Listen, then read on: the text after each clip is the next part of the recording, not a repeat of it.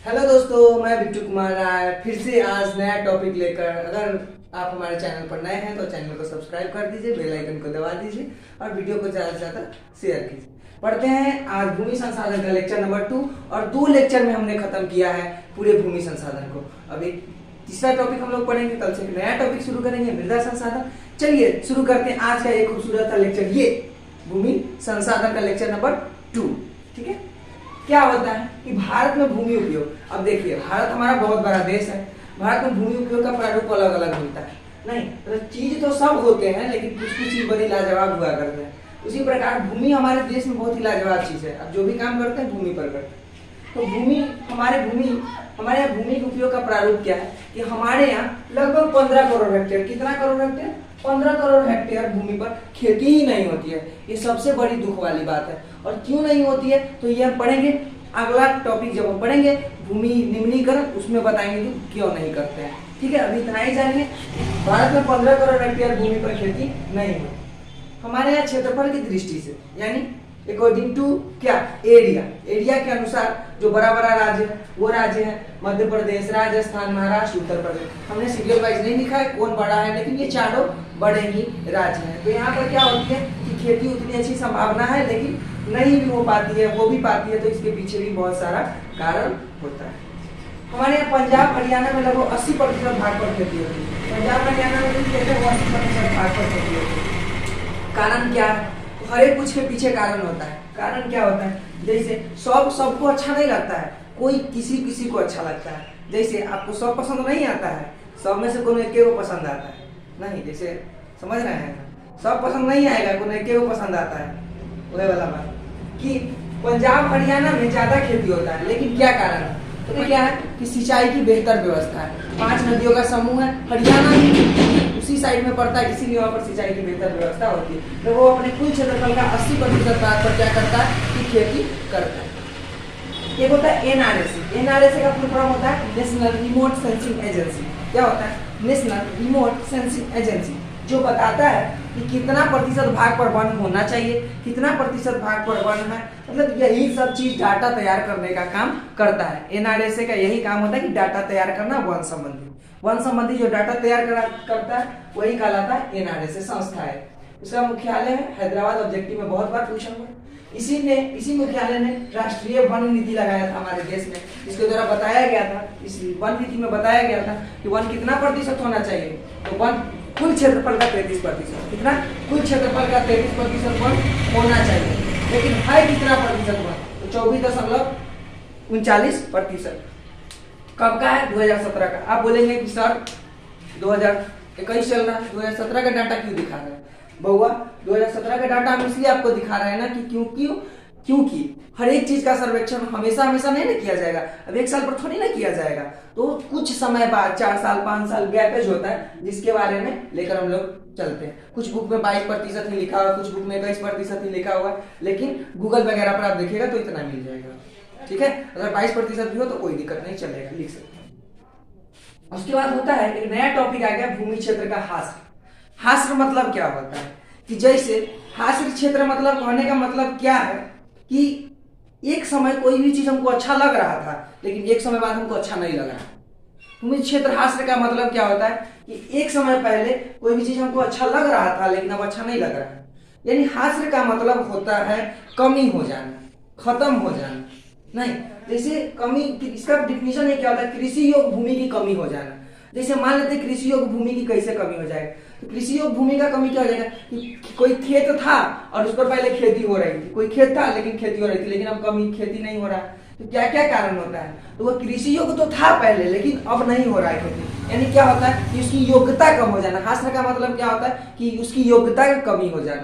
तो कृषि भूमि क्षेत्र हास्र का क्या मतलब होता है कि कृषि योग भूमि का कमी हो जाना। यह प्रमुख क्षेत्र क्या होता है? राजस्थान, गुजरात, हिमाचल प्रदेश। आप कहिएगा कि यही सब क्षेत्र में काहे होता है, तो हम आपको कारण बता देते हैं।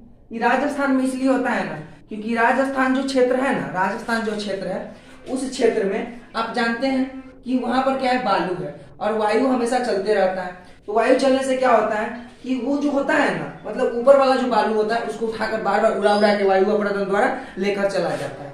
नहीं, जिसके कारण क्या होता है कि वहां पर क्या होता है कि भूमि क्षेत्र का ह्रास होते रहे। उसके बाद है गुजरात। गुजरात जो है ना इंडस्ट्रियल एरिया है। गुजरात क्या है, औद्योगिकृत एरिया है। वहां पर क्या होता है कि मिट्टी में लवण की मात्रा ज्यादा होती है, कैल्शियम मैग्नीशियम ये सब की मात्रा ज्यादा होती है, जिसके कारण क्या होता है कि भूमि क्षेत्र में हमेशा कमी आती रहती है। ठीक है, आगे बढ़ना हिमाचल प्रदेश। आप हिमाचल प्रदेश के बारे में सुने होंगे। हिमाचल प्रदेश दिक्कत क्या है, पर्वतीय प्रदेश है, पर्वतीय प्रदेश है। वही पर्वतीय प्रदेश के आसपास, हिमाचल प्रदेश के आसपास ही है जम्मू कश्मीर वगैरह, कुल्लू मनाली नैनीताल सुने हैं ना, सब जाता है वहां पर शादी के बाद हनीमून मनाने। वही सब क्षेत्र के आसपास हिमाचल प्रदेश। हिमाचल प्रदेश एक पर्वतीय क्षेत्र है जहाँ पर खेती करना पॉसिबल ही नहीं है। तो ये सारा क्षेत्र है जो भूमि ह्रास का प्रमुख क्षेत्र कौन कौन है, राजस्थान, गुजरात और हिमाचल प्रदेश। चौथा प्रमुख कारण क्या होता है, हर कुछ के पीछे कारण होता है, हर कुछ के पीछे कारण होता है। आज हम यूट्यूब पर पढ़ा रहे हैं तो इसके पीछे भी कुछ कारण होगा, नहीं मतलब हर कुछ के पीछे कारण होता है। आप किसी भी चीज को देख लीजिए, अब बताइए ना, आपको दिखता सब कुछ है, लेकिन आपको दिखता सब है लेकिन आप किसी एक ही को पसंद करते हैं। कहने का यही मतलब होता है कि दिखता सबको ही है लेकिन आप पसंद किसी एक ही को करते हैं। कहने का कुछ ना कुछ तो कारण होगा, कुछ ना कुछ तो क्वालिटी होगा, यही बात है।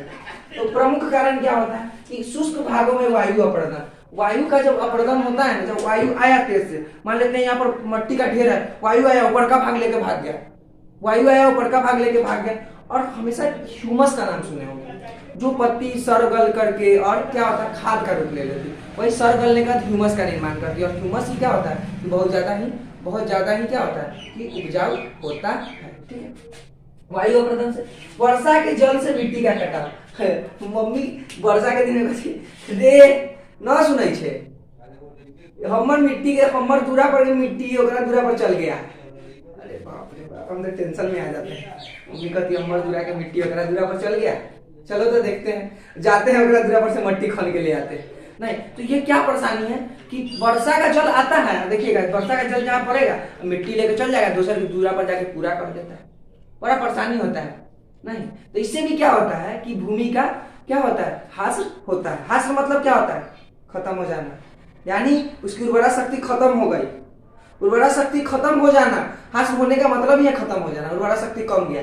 नहीं यही बात है। देखिए कल कारखाना के बढ़ने से, कल कारखाना बढ़ेगा तो क्या समस्या, तो कल कारखाना जब बढ़ता है ना तो कल कल उपजाऊ भूमि पर भी लगा देगा, ये दिक्कत है। नगर के विकास से, जब नगरों का विकास होता है ना तो भूमि क्षेत्र में ह्रास हो ही जाता है। क्यों, क्योंकि कृषि योग भूमि क्या होता है, कृषि योग भूमि आप बना लेंगे लेकिन क्या करेगा, भूमि पर नगरे लगा देगा। अब नगर लगा देगा तो आप कहीं खेती करिएगा, कोई अपन घर बना लेगा तो आप खेती करिएगा, नहीं कर सकते, बिल्कुल भी नहीं कर सकते। तो यही होता है नगरों के विकास से भी क्या होता है भूमि, ये याद रखिएगा, पूछ देता है कि भूमि क्षेत्र के ह्रास के क्या क्या कारण। तो आप पहला क्या कहिएगा, इधर नहीं देखिए, बोर्ड पर नहीं देखिए, बोर्ड पर देखना ही नहीं। पहला क्या है कि शुष्क भागों में वायु अपरदन से, वर्षा के जल के मिट्टी के कटाव से, कर कारखानों के खुलने से, और चौथा क्या पढ़े हैं आप लोग, नगरों के विकास से। अब इतना लिख दीजिएगा, 2 नंबर का ही क्वेश्चन पूछता है और 2 नंबर आपको खटाक से दे देगा। ठीक है, तो भूमि निम्नीकरण। निम्नीकरण का मतलब जानते हैं, कहाँ समझा, थोड़ा सा कोना बच गया। निम्नीकरण का मतलब होता है, निम्न मतलब क्या होता है, नीचे, करण क्या होता है, यानी भूमि के मौलिक कणों में, भूमि के मौलिक कणों में को, भूमि के मौलिक कणों के गुणों में जो गुण को जो नीचे कर देता है। भूमि के मौलिक कण क्या होता है, तो भूमि का मौलिक कण क्या क्या हो जाएगा, मिट्टी। मिट्टी में उर्वरा शक्ति होती है, तो मिट्टी के मौलिक गुण को जो नीचे कर देगा, देखो भूमि के मौलिक गुणों को जो नीचे कर देगा या गिरावट ला देगा, उसी को बोलते हैं भूमि निम्नीकरण। भूमि निम्नीकरण कहते हैं। तो कारण क्या क्या होता है, तो कारण क्या होता है, लवणता के कारण, जल जमाव के कारण, बर्फीली भूमि के कारण, वनों के बीच खाली। लवणता के मतलब क्या होता है कि लवण की मात्रा बढ़ जाना, नमक की मात्रा बढ़ जाना। जल जमाव, कोई क्षेत्र देखे होंगे जहां पर जल जमाव हो गया और आप वहां पर खेती बिल्कुल ही नहीं कर सकते, खेती नहीं कर सकते, खेती कर ही नहीं पाइएगा, कैसे कर पाइएगा, फसल का जड़ ही सही से नहीं लगे। चौथा बर्फीली जमीन, आप कभी बर्फीली जमीन पर खेती नहीं कर सकते।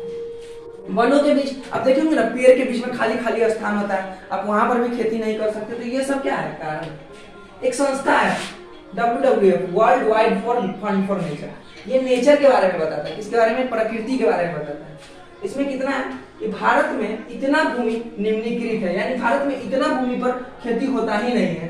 मतलब इतना भूमि पर क्या होता है कि निम्नीकृत है, यानी मौलिक गुण में हमेशा गिरावट आते रहता है। मौलिक गुण में हमेशा क्या आते रहता है? गिरावट आते रहता है। कितना भूमि पर? इतना भूमि।